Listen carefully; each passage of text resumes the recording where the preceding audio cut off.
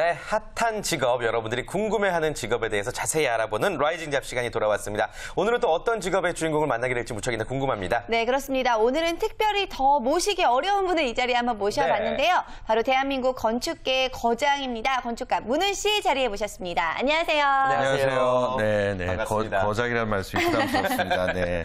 아유, 네, 반갑습니다. 일단 저희 프로그램 나와주셔서 저희도 뭐 영광으로 생각하고요. 네. 여러 가지 오늘 건축가란 무슨 일을 하는 직업인가에 대해서 좀 자세히 한번 여쭤보도록 하겠습니다. 네. 일단 호칭을 소장님이라고 할까요? 예, 제가 그 호칭을 굉장히 좋아합니다. 네네. 소장님. 소장님께서는 언제 건축가의 길로 또 뛰어들게 되셨는지 그 계기부터 먼저 여쭤볼게요. 어렸을 때 이제 그림을 계속 그려왔는데요. 막연했어요, 사실은. 네. 그래서 건축가가 돼야겠다는 생각은 별로 없었는데 그림을 자꾸 그리다 보니까 건축물을 많이 그렸어요. 그러다 예. 보니까 이제 건축에 관심을 가지게 됐고 그러다가 공대를 가는데 내 건축 그림 실력을 살릴 수 있는 데가 어딜까 해서 막연히 간 데가 건축과였어요. 네. 근데 막상 딱 갔더니 랄랄라 너무 잘 맞는 거예요. 너무 잘 맞아서 야 너무 막 밤새고 그래서 어머니 아버지 놀라시는 거예요. 그 전까지는 그런 적이 없는데 제가 왜 밤을 새지? 그래서 굉장히 즐거워서 잘 맞는 거였던 것 같아요. 그래서 네. 대학교 때부터. 네. 그럼 어렸을 때부터 왜 이런 분들은 남다른 소질들이 있잖아요. 어렸을 때부터 이렇게 그리는 걸 좋아하거나 뭐 집 짓는 게 꿈이거나 뭐 이런 것들이 있었나요? 예. 그러니까 집 짓는 게 꿈은 아니었고요. 네. 낙서쟁이. 낙서를 하고 혼자서 상상을 많이 하고 공상을 많이 하는 아이였어요. 그래서 그 아이가 그대로 큰 거죠. 지금도 똑같아요. 모습만 이렇지. 마음속에는 아이같이 이렇게 계속 상상하고 이런 거 하고 있어요. 늘 창의적인 것들을 꿈꾸고 계시는군요. 그렇죠. 그러니까 성향이 그런 것 같아요. 그러니까 예. 뭔가 새로운 걸 하고 싶어요. 내적으로 뭔가 이렇게 내 안에서 충동질 하는 거죠. 뭔가 좀 새로운 거 좀 해봐. 그건 아니잖아. 그거 재미없잖아. 뭐 더 재밌는 거 없을까? 뭐 신기한 거 좀 하자. 뭐 이런 거가 안에서 충동질을 하는 거죠. 저는 이렇게 하는 거예요. 그래서 그런지 이 건축업계에서 문훈 소장님을 좀 건축계의 2단아, 건축계의 배짜 이렇게 많이 부르더라고요. 이제 7단째인데요. 2단이 2005년에 시작됐으니까 이제 8단, 9단째 되는데 네. 그 말은 아마 좋게 받아들이면 뭐냐면은 건축가이지만 그 건축가라는 거기에 너무 또 갇혀있지도 않고 좀 더 넓게 영역을 확장해서 사고하는 사람으로 보면 되게 좋게 들리는 거고요. 아니면 나쁘게 들으면 이런 거죠. 아니 뭐 제대로 그것도 못하면서 딴 걸 찾고 하나 이렇게 정신이 사납다 이렇게 또 들릴 수도 있는 건데 저는 전자를 받아들이고 있어요. 좋게. 다양하게 살고 있구나. 그래서 실제로 그거 저도 즐기고요. 네, 그렇습니다. 이야기를 듣다 보니까 소장님만의 이런 마인드라는 게 좀 느껴지면서 너무 재미있을 것 같다라는 생각도 드는데요. 네. 자, 그런 소장님이 만든 작품들도 사실 궁금해요. 대표적인 작품들은 어떤 게 있을까요? 제가 지금 2000년에 사무실을 시작했어요. 그래서 지금 보면은 요새 파일 정리하고 있는데 실제로 지어진 게 한 40개, 50개 돼요. 40개 정도 넘어가는 것 같고요. 그 중에 한 10%를 대표적으로 본다면 라기수다라고 펜션, 이렇게 뿔 달린 펜션이 있고요. 그 다음에 최근에 한 주택 중에서 파노라마 하우스. 그 다음에 럴리팝. 그 다음에 고등학교를 한 것도 있고요. 지금 화면에 보이는 게 롤리팝 하우스. 예, 저는 럴리팝 하우스예요. 너무 예뻐요. 네네네. 네. 사탕처럼 생겼죠? 그러게요. 예, 저거는 그거예요. 뭐냐면은 스키플로어라고 그래서 이제 내부에서 이렇게 빙빙빙 돌면서 올라가고요. 그런 3차원적인 내기가 밖에서는 2차원으로 이렇게 그려져 있죠. 예, 빙빙 도는 것처럼. 일반 가정집으로 네, 설계하신 가정집이에요. 가정집. 젊은 부부와 아이가 살고 있어요. 아무래도 이 겉모습만으로도 굉장히 독특하고 또 호기심을 자극하기 때문에 많이 또 화제가 되었던 문훈 소장님의 작품이 아닌가 생각이 듭니다. 사실 건축가들의 하는 일에 대해서 단순히 집 짓고 그냥 여러 가지 도와주고 이 정도만 생각하는 것 같은데 어떤 업무들을 많이 맡고 계신 거예요? 사실은 길고 복잡해요. 업무 영역이. 왜냐하면 처음 이제 누가 의뢰를 오잖아요. 저희는 누가 의뢰를 오죠. 건축 의뢰인이라고 할 수도 있고 건축주라고도 할 수 있죠. 와서 이런 걸 하고 싶다라고 얘기를 해요. 뭐 집을 짓고 싶다라든지 아니면 빌딩이든지 다 다양하게. 그럼 간단하게 집으로 얘기해 볼게요. 그러면 이제 우리는 아이가 셋이고 방이 3개 필요하고 다락방도 필요하고 아니면 우리는 음악 좋아하니까 이런 얘기를 해요, 저희한테. 그러면 저희가 그걸 듣고 이제 그걸 종합해서 뭔가 그림으로 설계라고 하죠, 그게. 그림으로 공간으로 만들어서 2차원 내지 3차원을 표현을 해줘요. 그러면 이제 건축 의뢰인이 보고 야, 내가 생각하기 이런 거랑 비슷하다라고 느낄 수도 있고 아닐 수도 있죠. 근데 그런 걸 이제 도와주는 거고요. 그 다음에 이제 그런 걸 여러 번 거쳐서 이제 서로 합의하는 지점을 찾는 거죠. 네. 아, 이제 만족스럽습니다. 그때까지 간 다음에 그걸 가지고 관청에다 허가라는 걸 맡아야 돼요. 건축 허가. 그건 무슨 얘기냐면 이거는 사회적 행위잖아요. 네. 공공의 그렇죠, 행위죠. 그렇죠. 주택도 나 혼자 살지만 그게 지역에 들어가서 공공적인 행위를 가지잖아요. 공공성이 있어요. 주택도. 그래서 그 주택이 문제가 없는지, 옆집에 피해를 끼치지 않는지를 관청에서 확인을 해요. 네. 그래서 그 업무도 저희가 해요. 그다음에 이제 관청에서 오케이 허가 났어요. 이렇게 지으세요 하잖아요. 그럼 그다음에 또 뭘 하냐면 우리가 그걸 자세하게 설계를 이제 실시 도면이라고 표현해요. 네. 그걸 공사에 편리한 공사에게 가까운 도면으로 만들어줘요. 네. 그 작업을 한 다음에 그걸로 끝이 아니라 이제 시공자를 또 소개를 해드려야겠죠. 만들 그래서 사람을, 네. 관리도 해드려야 되고 보통 작업이 그 다음에 아니군요. 이제 땅 파고 집 짓죠. 네. 집 짓고 나면 이제 그 기간 동안 감리를 또 해줘야 돼요. 아, 왜냐하면 집이 감리까지. 도면대로 돼 있는지. 근데 물론 영역이 좀 분리돼 있긴 해요. 감리가 설계랑 일치하는 건 아니지만 하여간 우리가 끝까지 가야 되는 거예요. 그 다음에 다 완성되고 나면 사용 승인이라는 것도 받아야 돼요. 네. 사용 승인은 또 뭐냐면 관청에서 자, 이제 다 법적인 거 다 검토됐고 제대로 지었다. 이제 살아도 돼요. 라고 얘기해 줄 때까지 저희가 해야 돼요. 그러니까 굉장히 긴 업무 영역이죠. 와, 그럼 뭐 건축에 있어서 전반적으로 건축가의 손길이 안 닿는 닿는 부분이 거죠? 전혀 네. 없을 것 같아요. 스위치까지 다 골라줄 수도 있는 거니까. 네. 굉장히 상세하게 들어갈 수 있는 영업 분야예요. 예, 그래서 굉장히 길고 복잡한 일이에요, 사실은. 그렇네요. 네, 뭔가 하나를 할 때까지 정말 하나하나 네. 모든 것을 세심하게 관리해야 된다. 그만큼 또 애정이나 애착이 생길 수밖에 없을 것 같은데요. 네, 그렇죠. 일을 하면서 어떤 순간에 가장 또 행복하신지 궁금합니다. 일단은 이제 아까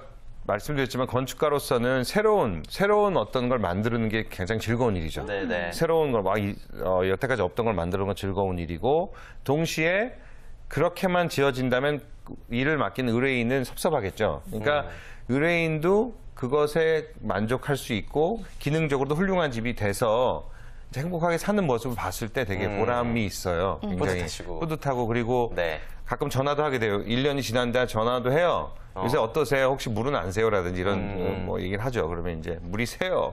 샜어요도 얘기도 하기도 하고 뭐가 좋아요라든지 아무 문제 없어요 이런 얘기를 하죠. 그런 게 되게 즐거운 일인 것 같아요. 네. 그렇군요. 천직이신 것 같습니다. 네. 그나저나 뭐 사실 배우들도 한 작품만 할 때는 뭐 덜 힘들지만 두 작품, 세 작품 할 때는 무척이나 육체적으로 힘들다는 고충을 토로하곤 하는데 건축가도 마찬가지일 것 같아요. 육체적으로 많이 힘드시죠?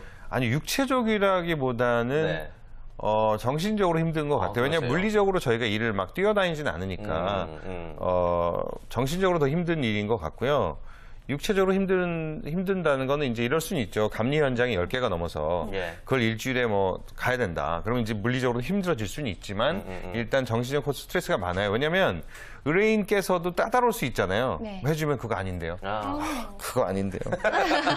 이렇게 10번씩 해야 되면 네. 저희도 참을성이 이제 한계가 들어죠. 그렇죠. 도대체 저 사람은 그럼 나한테 왜 왔을까?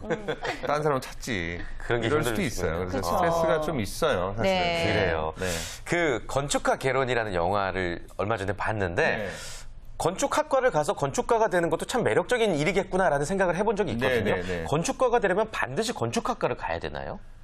그렇죠. 예전에는 안 그랬던 것 같아요. 예전에는 그냥 뭘 하더라도 이 건축 관련 일을 하다가 그 경력이 충분히 되면 건축사 시험을 봐서 건축가가 될 수 있었는데요. 요새는 점차 그 학교 위주로 가요. 그러니까 학교를 꼭 건축과를 나와야만 그렇게 되는 식으로 발전되고 변해가고 있고요. 네. 뭐 다른 나라도 마찬가지로 그렇게 돼 있는데 좀 우리나라랑 뭐 서양이랑 좀 차이가 있다면 우리나라는 대학 위주잖아요. 네. 서양은 대학원 위주예요.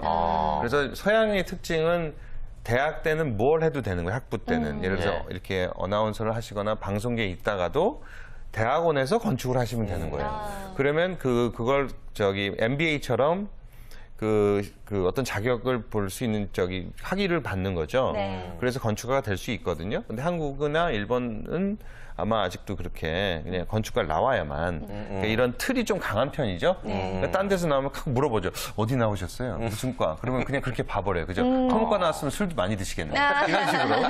네. 건축가 노가다시겠네요. 뭐 이런 이 편견이 좀 강하긴 하죠. 아직은. 네네. 예, 근데 아무래도 정말 많은 분들이 건축가라는 직업에 대해서 로망을 가지고 계실 것 같은데 네. 직접 보시기에 어떤 사람들이 건축가를 하면 잘 어울릴까요?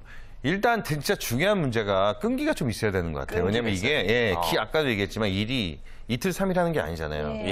예. 설계해서 완성품을 보는데 1년도 걸릴 수 있고 2년도 걸릴 수 있어요. 그 자체가 끈기를 요하는 분야이기 때문에 네.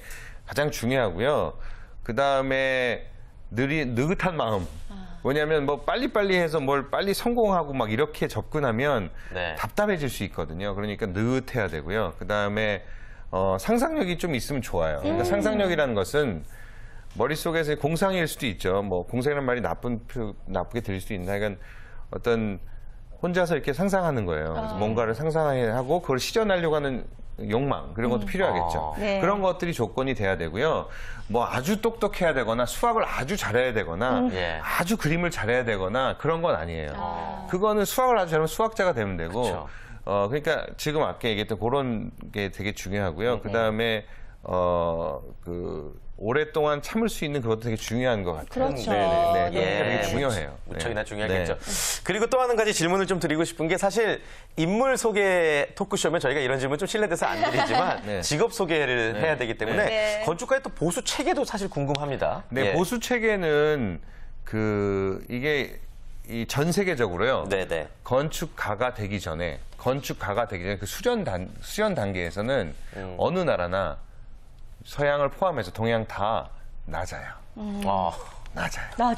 상대적으로 의외네요. 낮아요. 네. 건축가가 돼서 자기 이름 걸고 하면 그때부터는 수입이 천차만별로 달라지죠. 높아질 수도 있고 네. 굉장히 뭐 높을 수도 있는데 전반적으로 그 건축가가 되기 이전에는 전반적으로 전 세계적으로 그래요. 공통의 현상이에요. 우리나라만 그런 게 끈기가 아니라 필요하겠네요. 그러니까 이건 예. 일종의 수련 기간인 거죠. 수련이랑 비슷해. 의사로 치면 네. 레지던트 인턴십 할 때는 월급을 많이 받지 않잖아요. 그런 그렇죠. 식으로 여기도 그런 경향이 있는데 근데 여기서 또 차이가 나요. 뭐냐면 저처럼 작은 사무실에서 일하는 것과 100명이 넘는 큰 사무실 일하는 건 달라요. 큰 사무실 일할 네. 때는 월급이 그래도 대기업에 준해요.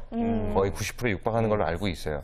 저희 아뜰리에는 그 대기업의 70% 선, 그 정도 선, 50%, 70% 선으로 보시면 돼요. 월급을. 예, 회사마다 월급이요. 또 다르네요. 그리고 또 건축 사무소마다 다 달라요. 네. 그래서 뭐라고 딱 평균은 없지만 약간 그 경제적으로는 좀 어려울 수 있다. 초반에. 네. 그렇게 생각할 수 있고요. 그다음에 이제 그래서 뭐가 중요해지냐면 즐겁게 할 수 있어야 돼요. 예. 그러니까 즐겁게 하거나 몰입할 수 있는 성격이 이게 아니면 네. 굉장히 계속 그 생각만 하는 거죠. 아, 내가 이거 뭐 하고 있니? 친구는 똑같이 나랑 4년 졸업했는데 나보다 월급이 2배면 그렇잖아요. 받죠. 스트레스 네. 받잖아요. 그러니까 대신에 자기가 좋아해야 되는 거예요. 그래서 네. 정말 모든 면에서 끈기가 필요한 직업이 바로 건축가가 아닌가 싶고요. 대한민국의 수많은 예비 건축 학도들, 예비 건축가들이 있습니다. 그분들에게 마지막으로 사회 선배로서 또 조언의 한 말씀 부탁드리겠습니다. 네, 뭐 조금 전에 얘기를 했지만 뭐라 그럴까요? 천천히 일단 관심이 있으신 분들이 하는 게 중요하고요.